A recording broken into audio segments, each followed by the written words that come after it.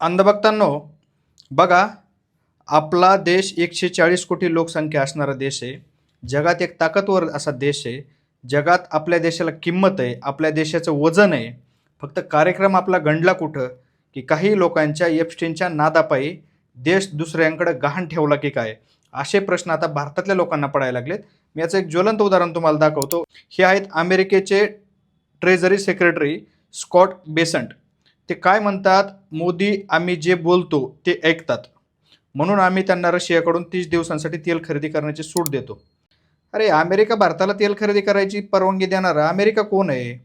नक्की आपल्या देशाच्या एखाद्या नेत्याचं अमेरिकेकडे असं काय गुपित आहे, अशा काय फाईल येतं, असे काय व्हिडिओ येतं की आपल्या अख्ख्या 140 कोटी लोकांना गहाण ठेवावं लागतं अमेरिकेकडं आणि ते सांगन तसं त्यांच्या तालावरती नाचावं लागतं. अहो, आता आपल्या देशाचे पंतप्रधान आदरणीय शेठजी 56 इंच छाती आहे म्हणून सांगतात. मग अमेरिका ज्यावेळेस असं स्टेटमेंट करतो, ती 56 इंच छाती अशी बाहेर का येत नाही? त्यावेळेस त्याला प्रत्युत्तर का दिलं जात नाही? हा भारतीय जनता त्यांना एक प्रश्न विचारते की नक्की तुम्ही घाबरता कशाला? आता आपले शेठजी जगभर दिंडोरा पेटवतात की भारत एक ताकदवर देश आहे. मग ताकदवर देशाला दुसऱ्याकडून तेल विकत घ्यायची परवानगी काय आहे?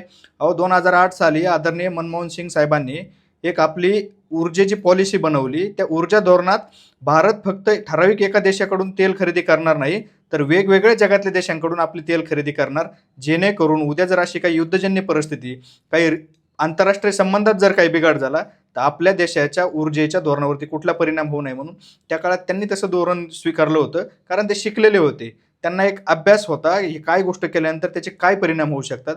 पण आता देश गंडलाय कुठं, तर देशाला नेतृत्व असं भेटलंय की त्यांचा आणि शिक्षणाचा काही संबंध आहे की नाही, हा सुद्धा देशाच्या जनतेला प्रश्न पडलेला आहे. कारण त्यांच्या डिग्रीवरती सुद्धा प्रश्नचिन्ह उभा राहते. माझं एकच म्हणणं आहे, स्वतःचे जर व्हिडिओ वगैरे कुणाचे जर कुठं असतील आणि त्याच्यामुळे जर 140 कोटी देशातील लोकांना जर तुम्हाला कुणाकडे गहाण ठेवावं लागत असेल, तर आपण स्वतः पाय उतारवा. ज्याचे व्हिडिओ वगैरे नसतील त्याला त्या पदावरती बसवा, जेणेकरून भारतातली जनता एक स्वतंत्र राहील.